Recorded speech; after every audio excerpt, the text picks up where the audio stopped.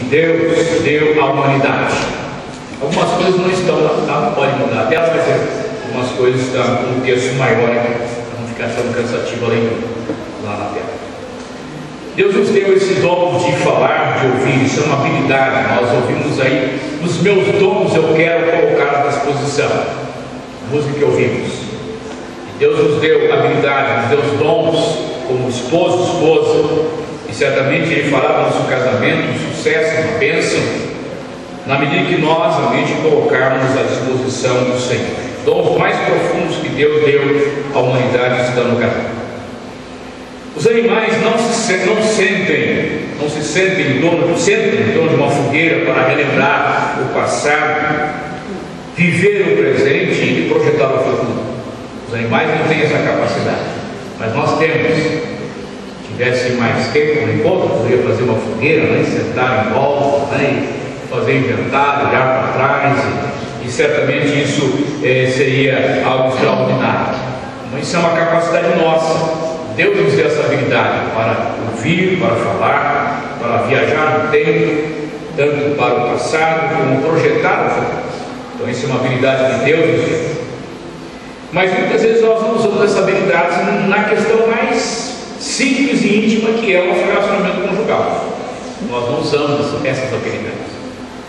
Então, desenvolva o impressionante poder de ouvir e ouvir com empatia.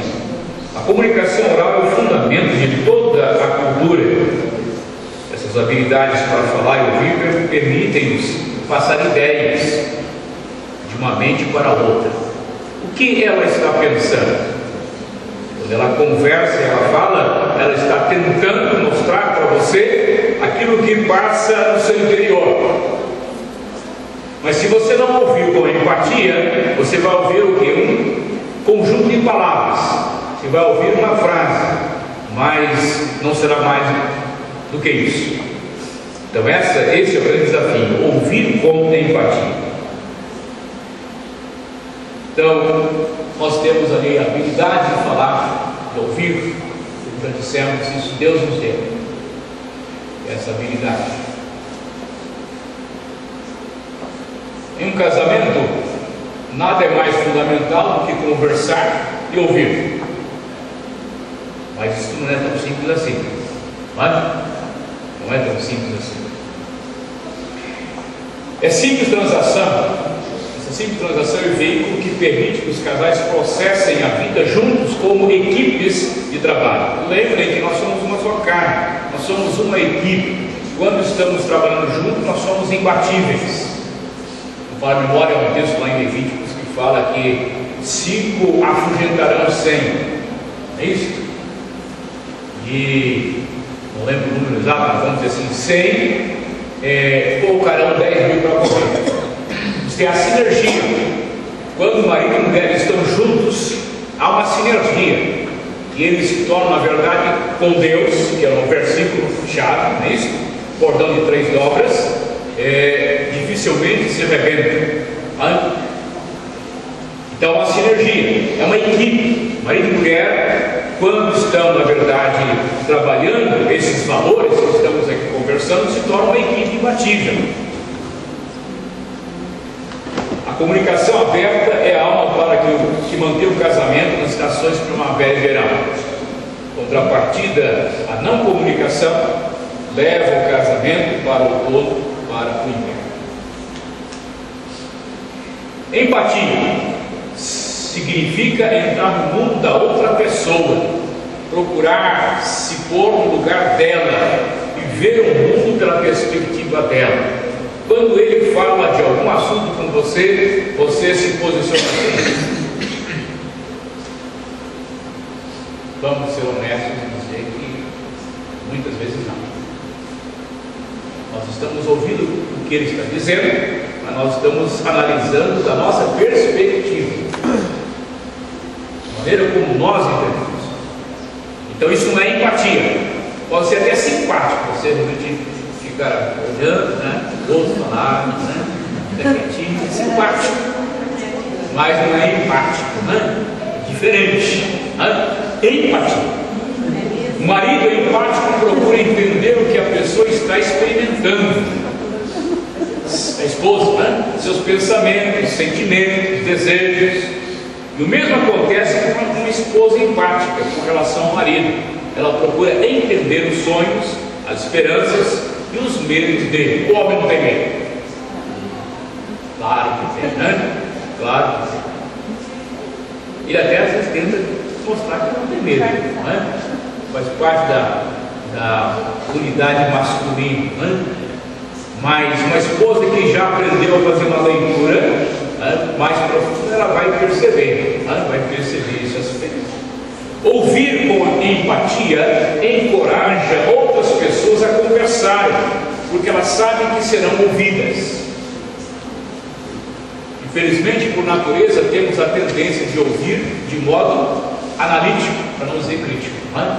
Nós já começamos a ouvir, já começamos a analisar, e da análise nós já caminhamos para a crítica, né? E aí então nós matamos o nosso diálogo, nossa comunicação. Avaliamos o que diz a outra pessoa com base em nossa própria visão da situação, respondendo, pronunciando o nosso veredicto. É assim, querido. É assim, querido. Ouvir de forma crítica é algo que tende a interromper o fluxo da comunicação. E nós nos perguntamos por que nosso cônjuge não conversa mais. Por que você não fala mais? Por que você não responde? Por que você não interage? E não percebemos que somos participantes desta atitude, né? Ao fracassarmos na arte de ouvir com empatia, acabamos com a intimidade, aquilo que tão desesperadamente nós, como marido e mulher, esposo, desejamos desenvolver intimidade. Quando se fala em intimidade, é muito mais do que a parte física, sexual, né? Muito mais, em todos os aspectos, emocional, psíquico, espiritual, né? Uma só carne, então vai muito mais além.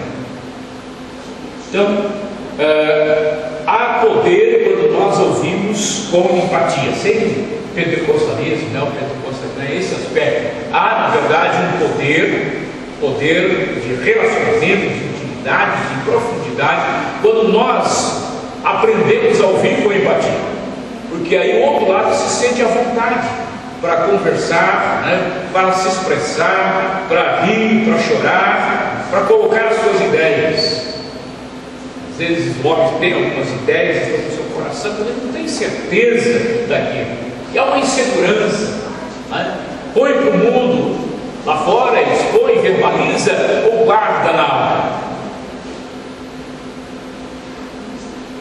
Mas isso vai passar o tempo e vai trazer uma certa angústia, porque ele gostaria de pelo menos experimentar alguma dessas ideias. O cônjuge pode ouvir com empatia e vai ser realmente um aliado, mas não, querido, beleza, é isso mesmo. Ouvir com empatia e dar tempo ao tempo, e no momento certo ela dizer, querido, essa ideia é extraordinária, achei genial e tal. E aí então você começa a conversar, o que você acha, pensar nesse aspecto, você mesmo colocou e tal. Então entra naquele projeto, começa a trabalhar aquilo e certamente ficará bem melhor, né? Enriquecerá. Então é a questão de ouvir com empatia. Precisamos aprender. Ninguém de nós, na verdade, está formado nisso. Fiquem tranquilos. Se você, eu estou longe disso, não se desespere. Todos nós estamos aprendendo esse quesito, né? Aprendendo a ouvir com empatia. Aqueles que ouvem com empatia se aproximam de toda a conversa com a atitude de tentar entender a outra pessoa. Quero saber o que está se passando na mente e no coração do meu cônjuge. Quero participar das alegrias e tristezas dele. As pessoas, quando estão vivendo seus momentos de dor, de dificuldade, elas vão procurar aqueles que têm paciência para ouvir. Nos encontros com casais, na preleção para os casais, o preletor estava falando de alguns tipos de pessoas, temperamentos.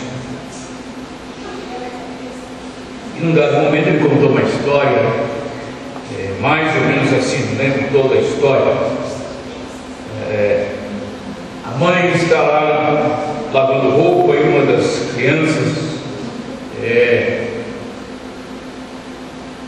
cai, faz um corte, e ela então vai desesperadamente até o pronto-socorro, leva o seu filho, e lá tem 2 médicos para atender, coisa rara, né? E um médico é aquele médico paciente que senta para estar ouvindo, e tem outro médico que é despachado, já pega e já resolve.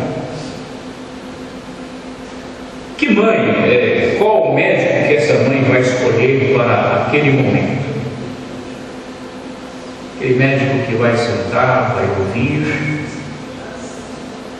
ou aquele médico que já vai apanhar e vai levar lá para o centro cirúrgico, já vai limpar e já vai costurar? Creio que vocês, mulheres e homens, vão dizer que a mãe quer resolver o problema agora. Mas uma questão, naquele momento, naquela situação de rapidez, está perdendo o sangue. Mas uma outra mãe tem uma filha passando da adolescência para a juventude que teve um namoro mal sucedido, ela entrou em crise, está com problemas emocionais profundos, tem crises interiores, e a mãe então vai levar para um profissional para ajudar. E lá na cidade tem 2 profissionais que têm as suas competências de renome, mas são diferentes no seu temperamento. Um deles tem um temperamento assim bem explosivo, consanguíneo, e já vai realmente colocando suas ideias. E o outro profissional, aquele profissional que senta e dá tempo ao tempo, que ouve, espera a pessoa realmente abrir o coração, depois ele tenta ajudar. Qual o profissional que a mãe vai contratar para caminhar com a sua filha? Os 2 são competentes, os 2 são PhD, os 2 têm trabalhos excelentes. Com certeza vocês vão responder que a mãe vai colocar sua filha nas mãos daquele profissional que tem a capacidade de ouvir com empatia. Nossa vida conjugal, nós passamos por situações diversas, sem dúvida. Muitas delas têm a ver com o nosso mundo interior. Abaixo de Jesus, abaixo da palavra de Deus, está, na verdade, o cônjuge, aquele que Deus colocou para estar conosco. Então nós precisamos aprender esta habilidade. Por isso a música introdutória vem Espírito, porque nós não temos capacidade por nós mesmos. É Deus quem vai nos dar essa capacidade para ouvir, e ouvir com empatia. John Stott, falecido nessa semana, dia 27 de julho, que faleceu, ele tem um livrinho muito interessante. Ele fala: ouça o mundo e ouça o Espírito. Ouça o Espírito. Grande teólogo, pregador, capelão da rainha Elizabeth durante 20 e tantos anos, Deus o levou para a glória. Morreu solteiro, viveu, não sei a idade, acho que 80 anos mais ou menos, mas ele tinha um propósito: viver sozinho. E foi uma bênção para a igreja do século XX e início do século XXI. Ouça o mundo, mas ouça o Espírito. Aprendendo a ouvir com empatia. 4 características para se ouvir com empatia. Vamos verificar aqui.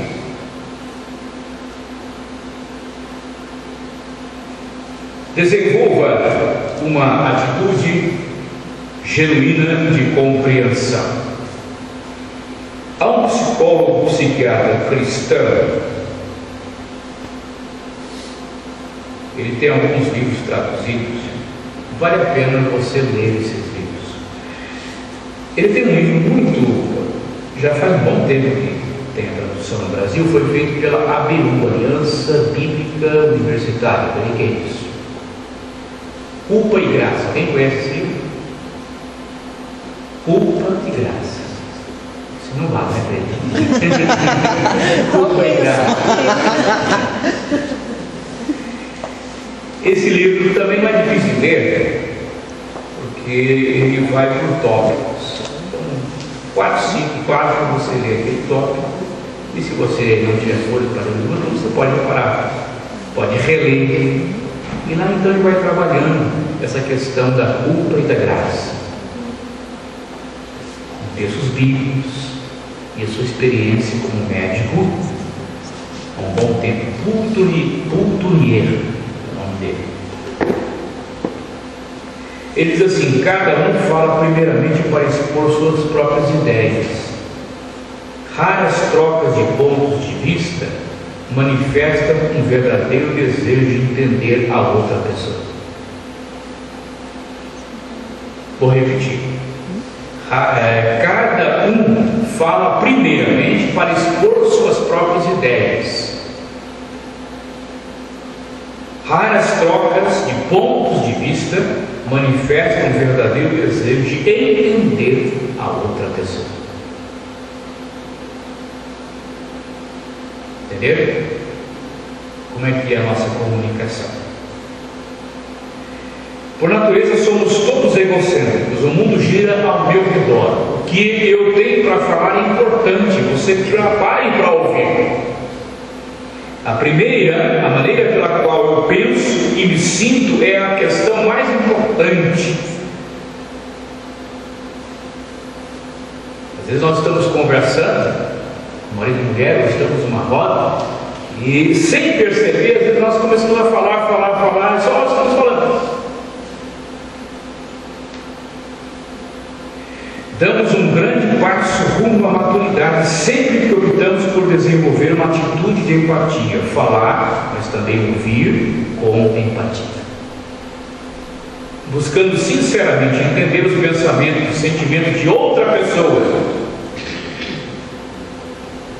Pedro, na carta primeira de Pedro, capítulo 3, versículo 7, ele fala que nós devemos viver a vida comum do lar. Fala para o esposo, para a esposa, com discernimento. Essa é a primeira parte. Viver a vida simples, comum, natural do lar, mas vivê-la com entendimento.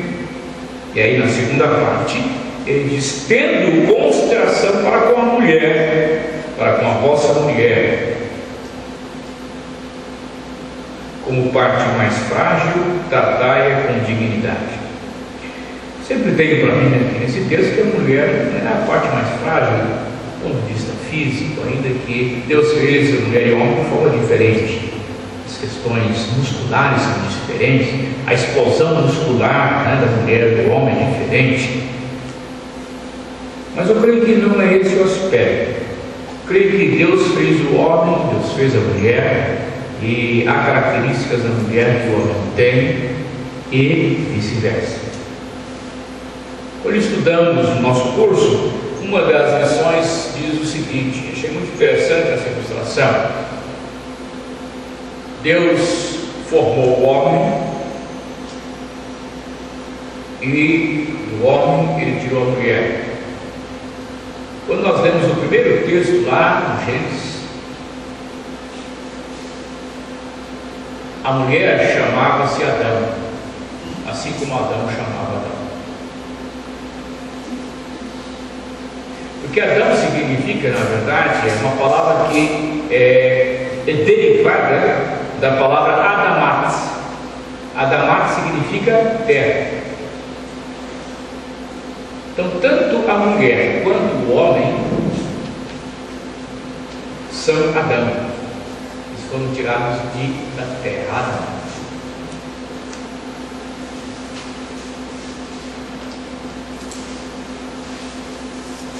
Vem aqui à frente também, por gentileza, por favor.